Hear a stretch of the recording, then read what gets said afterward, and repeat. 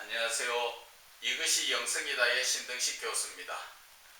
영성을 알면 오늘은 하나님과의 관계성을 알게 되고 하나님과의 관계성을 인정하게 되고 하나님과의 관계성을 회복할 수 있다는 주제로 은혜 나누고자 합니다.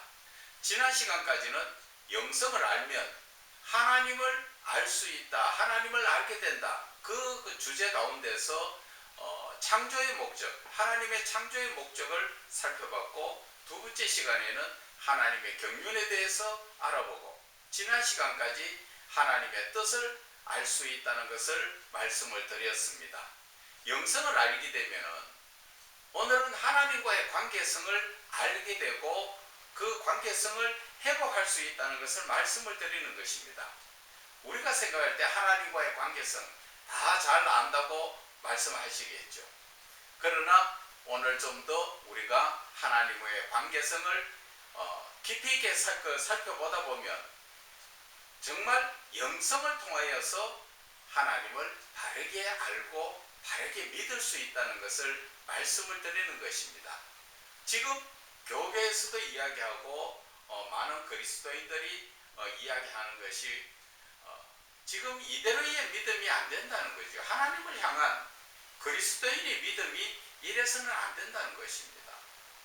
대부분적으로 영적 지도자인 목사들부터 이 하나님에 대해서 깊이 있게 알지 못하고 그저 지금까지 배워온 학문이나 지식 그리고 모든 것을 자기의 생각과 관념대로 설교를 하고 가르치다 보니까 정말 하나님과의 관계성에 대해서 제대로 알지 못하고 가르치지 못한다는 것입니다.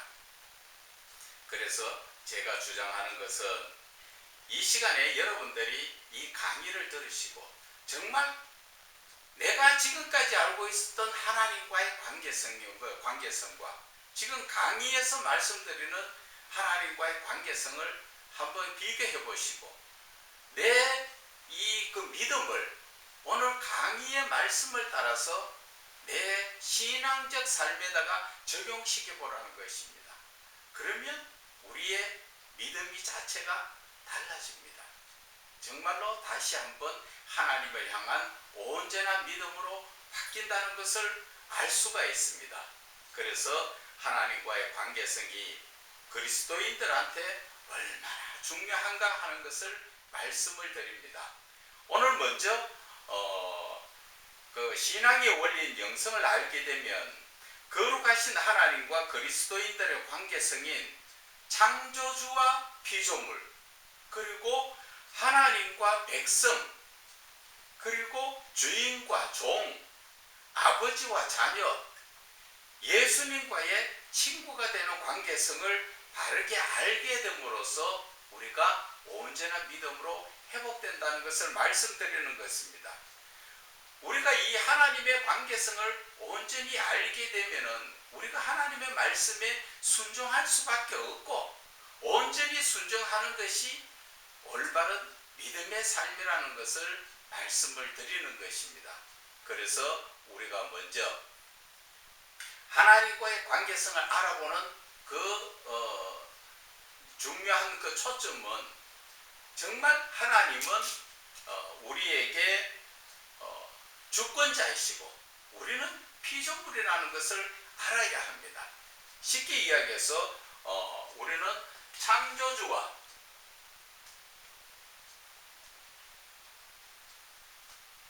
그리고 우리는 피조물이다. 이 관계성을 여러분들이 아셔야 되는 것입니다. 이 관계성을 이야기하는 이유 자체는 우리는 하나님 앞에 거역할 수 있는 존재가 아니다. 거역할 수 없다. 우리가 하나님 앞에 관계성을 알아야 된다는 자체가 제일 중요한 것이 바로 하나님과 나 사이에서 신앙자인 내가 하나님의 말씀에 우리는 거역할 수 없다는 것을 알아야 됩니다. 왜 이 말씀을 드리느냐? 지금 대부분 예수를 믿는 모든 분들이 하나님의 말씀에 순종하지 않지요. 대부분 거역하고 살고 있습니다. 그런데 이 거역한다는 자체가 뭡니까? 불순종이잖아요. 불순종의 죄를 범하고도 우리는 하나님과의 관계에서 내가 아무런 죄의식을 느끼지 못하고 살고 있는 것이 그것이 문제라는 것입니다. 사람과 사람과의 관계에서 도적질하지 마라, 폭행하지 마라, 사기치지 마라, 살인하지 마라, 남의 것 빼앗지 마라, 그런 얘기 다 했을 때 내가 그것을 행할 때는 마음에 질려서 안 해야지 하는 그런 생각이 들지요. 근데 중요한 것은 우리는 하나님이라는 분을 내가 믿고 있는데 그분의 말씀에 대해서 불순종이라는 것은 할 수가 없는 것이지요. 그런데 우리는 불순종이라는 죄, 하나님의 말씀을 따라 하지 않는 거역하는 그 죄를 범하고 있지만 그것을 죄로 생각하지 않고 있기 때문에 그것이 오늘날 우리들의 신앙의 모습이 아니란 신앙으로 바뀌었다는 것입니다.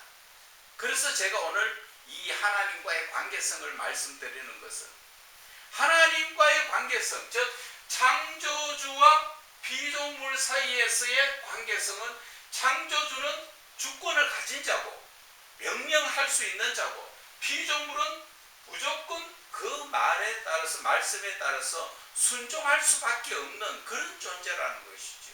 그렇지 않습니까?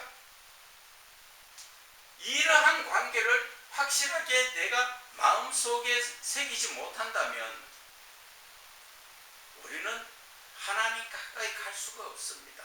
아무리 주여 주여 하고 불러도 하나님하고 나하고 아무 관계가 없는 그러한 잘못된 관계가 형성되는 것입니다. 자, 여러분 한번 봐보세요. 창조주 하나님, 창세기 2장 7절의 말씀이 나오지요. 하나님은 흙으로 사람을 지으시고 그 코에 생기를 부어 넣어 주심으로써 피조물인 사람이 생명이 된지라 그렇게 말씀하셨죠. 하나님께서 피조물을 하나님께서 만들어 주셨는 지음받은 우리가 어찌 지은 하나님 앞에 거역할 수 있느냐는 것입니다. 이해가 좀 가십니까? 우리가 한 예를 들어서 한번 제가 이해를 돕기 위해서 말씀을 드릴게요. 우리 가정에 도둑이 자꾸 와요. 그래서 도둑을 지키기 위해서 제가 애완견을 한 마리 사다 놨습니다. 그러면 애완견은 어떻게 하는 것이 그 의무를 다한다고 생각하세요? 주인이 아닌 다른 낯선 사람 오면 짖고 그가 들어오지 못하도록 만들어야 되고 그리고 평상시에는 그 주인 앞에 애교를 떨며 주인 앞에 사랑을 받아야 되는 거죠. 그런데 만약에 그 애완견이 자기의 본분을 놓쳐버리고 도둑이 오니까 짖질 않고 도둑과 같이 꼬리치고 놀고 주인 앞에 애교 떨지 못하고 한쪽 구석에 가만히 앉아 있다든지 불러도 대답도 안 한다든지 그러면 여러분들 입장에서는 그 애완견을 어떻게 하시겠습니까? 그 내가 바라는 목적에 합당하지 않기 때문에 그 애완견을 샀는 집에 도로 갖다 주든지 아니면 남을 주든지 다시 내한테 맞는 그런 애완견을 데리고 오려고 하겠죠. 그 이유는 주인의 목적에 합당한 피조물이 되어야 된다는 것입니다. 우리는 하나님 손에 지음받은 피조물이잖아요. 이 관계가 어디에서 나옵니까? 이사야 43장 21절에 나오죠. 이 백성은 내가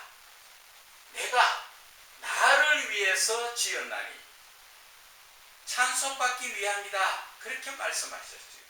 하나님이 사람을 지으신 목적은 우리 나름대로 마음껏 하나님하고 상관 상관없이 너희들 마음대로 그냥 되는 대로 살아라, 그런 의미가 아니죠. 하나님께서 분명히 창조주로서 피조물을 지으실 때는 목적이 있다는 것입니다. 그 목적이 뭐냐는 것이죠. 하나님께서 사람을 지으셨을 때는 하나님 자신을 위해서 지으신 것이 하나님의 말씀이지요.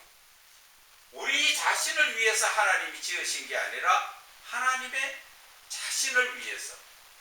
그래서 그 하나님의 자신을 위해서 지었는데 그 자신을 위한 게 뭡니까? 하나님을 향한 찬송을 불려드리는 것이죠. 그런데 만약에 우리가 피조물임으로써 하나님 앞에 찬송 드리지 못하고 내가 세상에 휩쓸려서 세상이 유혹하는 대로 거기에 따라가서 산다면 주인이신 창조주께서 이 피조물을 기뻐하시겠느냐는 것입니다. 애완견을 들어놨다 주인 뜻대로 안 되면 애완견을 버리든지 남을 주든지 물리든지 하시겠죠. 그것처럼 하나님께서도 목적을 가지고 사람을 지으셨다는 것입니다. 그런데 이 시대 그리스도인들의 모습은 하나님의 말씀대로 살지 않잖아요. 우리가 하나님의 말씀대로 살지 않을 그럴 권리가 있느냐는 것입니다. 결국 하나님의 말씀대로 살지 않은 사람은 예수님의 재림 때 심판대 앞에 서는 것이죠. 그 대가를 받는다는 것입니다. 그러나 하나님께서는 심판대 앞에 세우는 목적이 아니라 어떻게든 하나님의 말씀대로 순종하도록 하나님께서는 하나님의 사랑으로 우리들을 이끌어 가신다는 것을 아셔야 하는 것입니다. 그래서 이 하나님과 나 사이의 관계, 그것은 주권자이신 하나님께서 우리의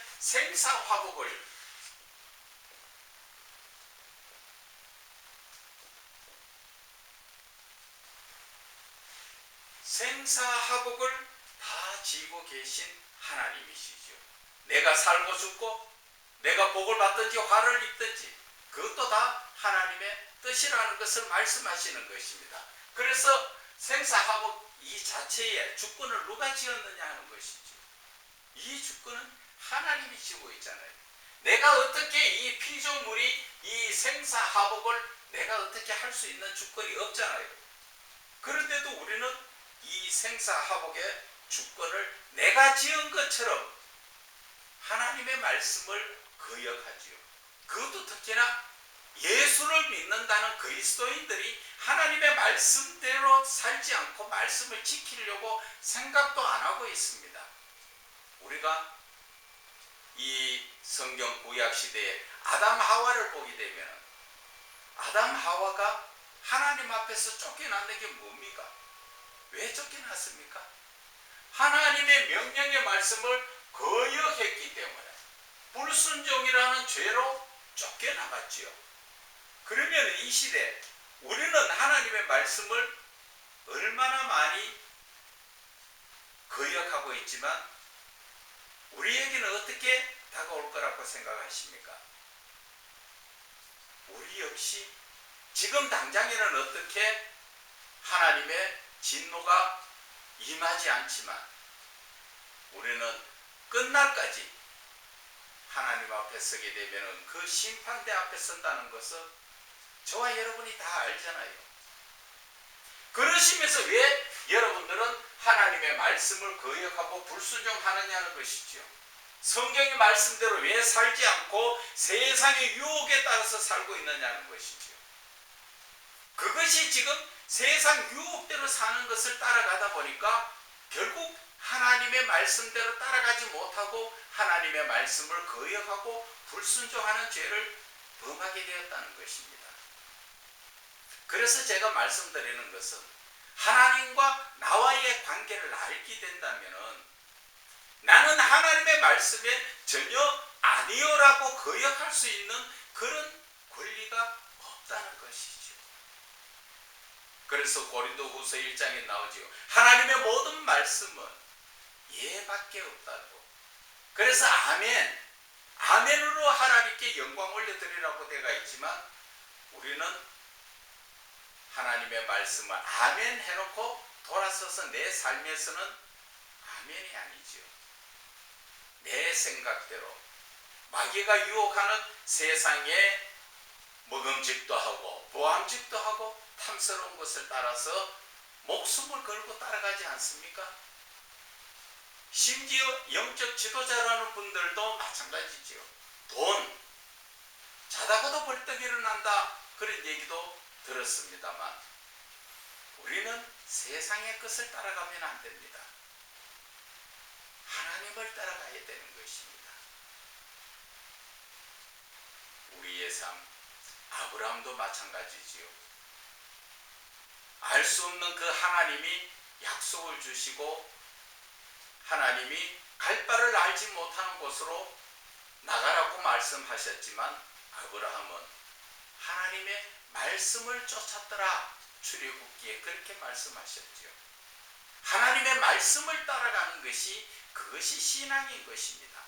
그런데 우리는 전혀 하나님의 말씀을 따라가려고 하지 않고 내 뜻대로 내 생각대로 이루어가기 때문에 오늘날 능력의 하나님을 믿고 생명의 하나님, 사랑의 하나님을 믿고 있지만 우리의 삶 속에서 하나님의 능력도 나타나지 않고 우리의 생명도 구원받지 못하고 하나님의 사랑이 내 속에서 자리를 하지 못하고 아직까지도 세상적인 이기주의적인 그런 사랑, 그런 사랑이 우리 마음속에 있다는 것을 여러분들은 아셔야 됩니다.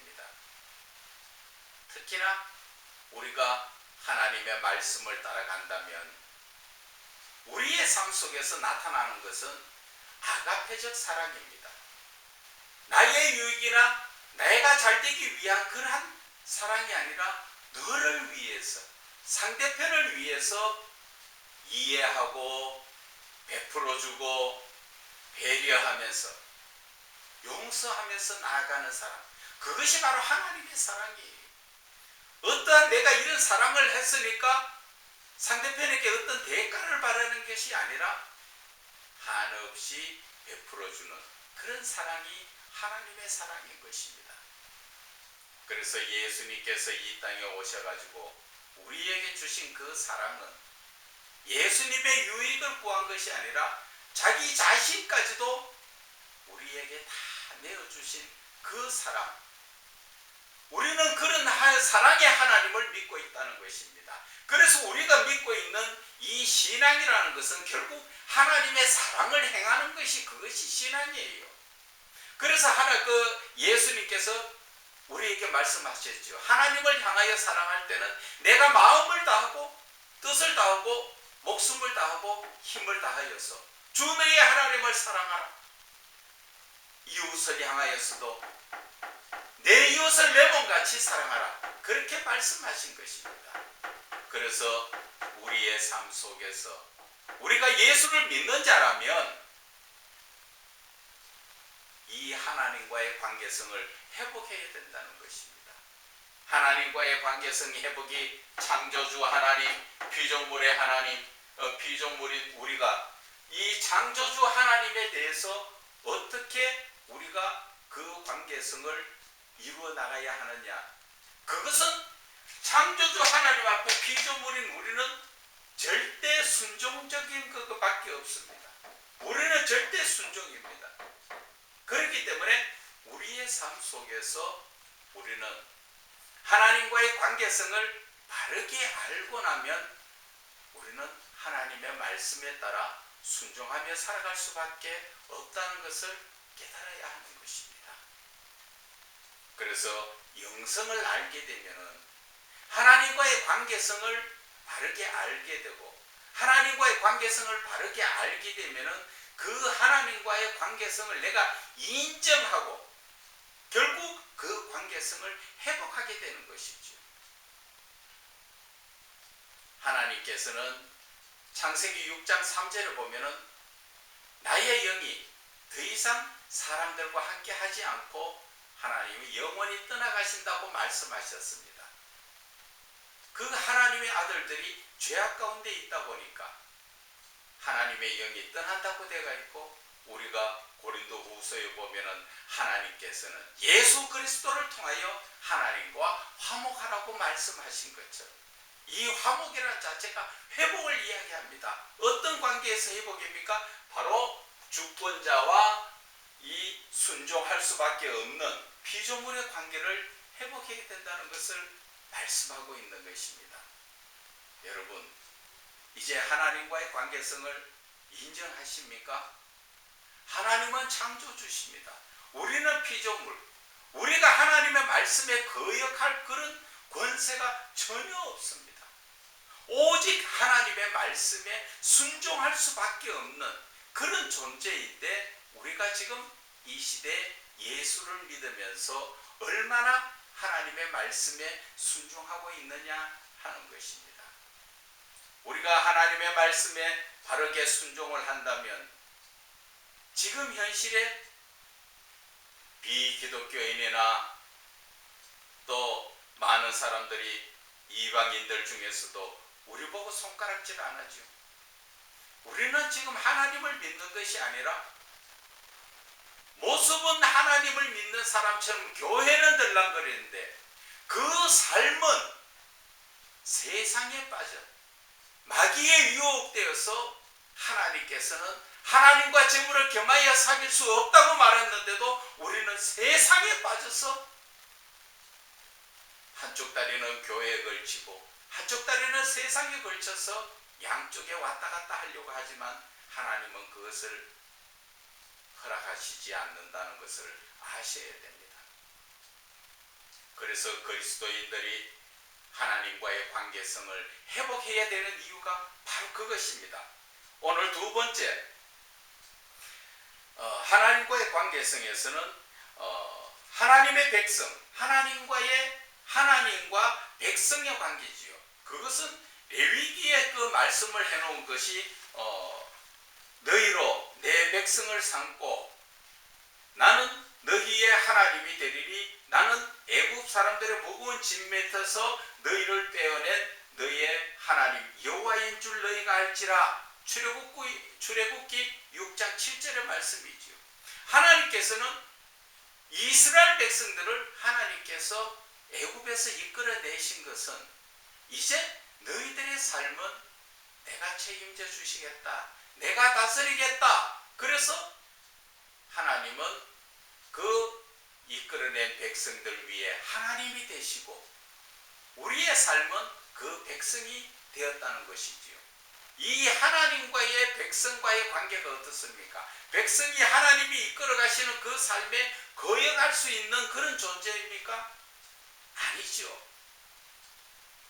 역시 창조주와 피조물의 관계처럼 우리는 왕이신 하나님과 백성인 우리가 그 하나님의 말씀에 순종할 수밖에 없는 그러한 존재라는 것을 말씀을 드리는 거예요. 그런데 우리는 그 관계성을 자꾸 놓쳐버리고 내 생각대로 살려고 하죠. 이스라엘 백성들도 그랬지 않습니까?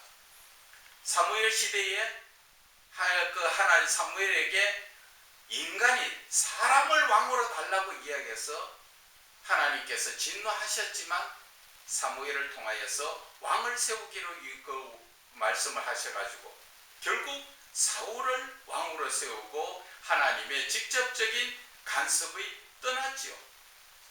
그러한 삶인 것처럼 그 삶이 하나님이 직접적으로 간섭하시고 다스려 주시는 삶보다 그 삶들이 얼마나 피곤하고 힘든 삶이었습니까? 늘 전쟁이 거기에서 일어났죠. 그러나 사람들은 하나님의 그 말씀을 듣기보다는 편하게 사람의 말을 듣기를 원했지요. 그러나 그 사람의 말도 제대로 듣지 않았지 않습니까?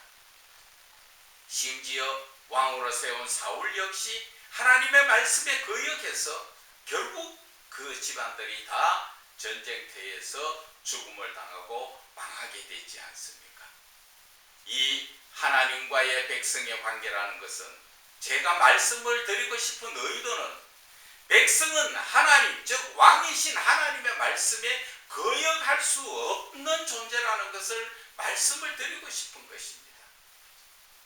여러분, 우리는 이 시대에 살아가면서 하나님의 말씀을 너무 우습게 생각하고 업신여기고 흘려듣는, 그 흘려듣는다는 얘기가 바로 불순종에 대해서 말씀을 하시는 것입니다.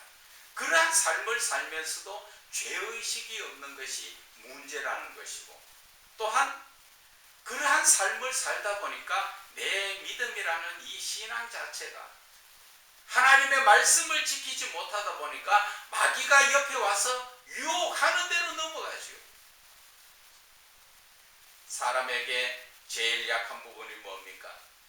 바로 돈 앞에는 많은 사람들이 무릎을 꿇습니다.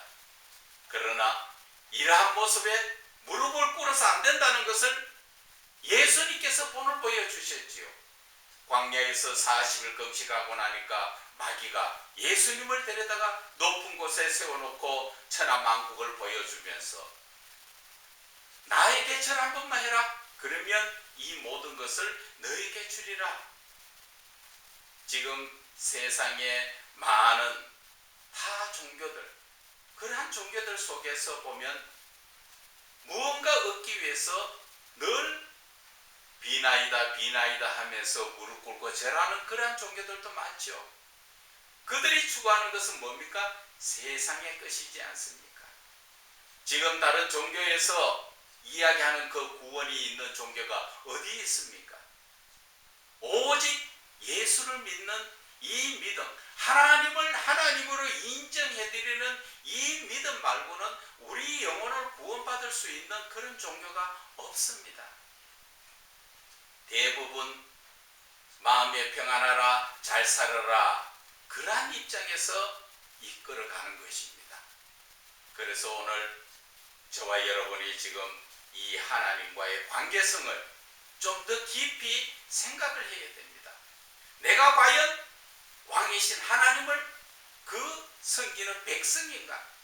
아니면 내가 창조주 하나님 앞에 내가 정말 지음받은 피조물인가? 그것을 생각해 봐야 된다는 것입니다. 그 관계성을 놓치다 보니까 알기는 지식적으로 알고 있는데 정말 내 삶에서 그 하나님을 놓치다 보니까 내 신앙적 삶이 온전한 신앙이 될 수 없다는 것을 말씀을 드리는 것입니다. 여러분, 이해가 가십니까? 그래서 영성을 알게 되면은 이렇게 하나님에 대해서 알게 되고 하나님에 대해서 아는 그 가운데서 우리는 하나님과의 관계성을 더 깊이 있게 알 수 있다는 것을 말씀을 드리는 것입니다.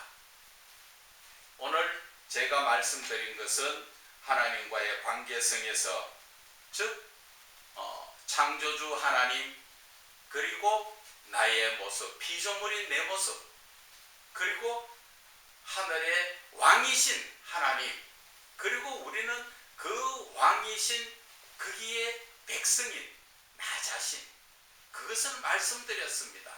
그 말씀 속의 요지는 한마디로 백성의 입장이나 피조물의 입장에서 거역할 수 없다는 것, 하나님의 말씀에 거역할 수 없다는 것입니다.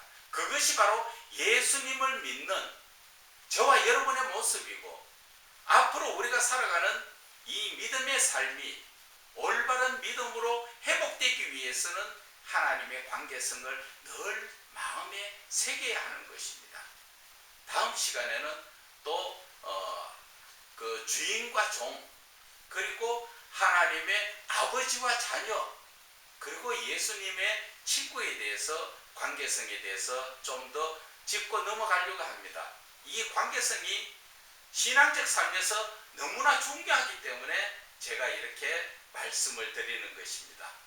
오늘 이 시간까지 제 말씀을 들어주심을 감사드립니다.